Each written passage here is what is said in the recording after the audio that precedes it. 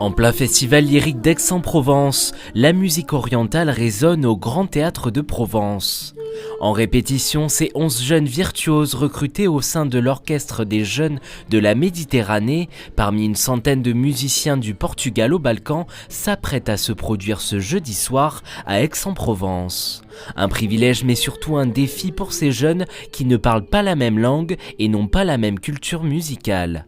Ces musiciens jouent toutes sortes d'instruments, toutes sortes de musique. Chaque musicien a son propre langage, son propre son, sa propre connaissance. Et ici, donc, ils se regroupent ensemble et ils apprennent à aller les uns vers les autres et à composer ensemble, à créer une musique dans un esprit collectif.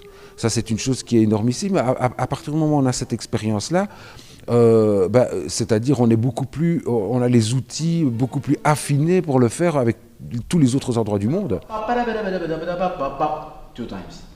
Et si ici l'anglais permet à ces jeunes de briser la barrière de la langue, parfois la musique est le meilleur moyen pour communiquer. Je trouvais ça au début un peu difficile, déjà le problème de langue, de communication.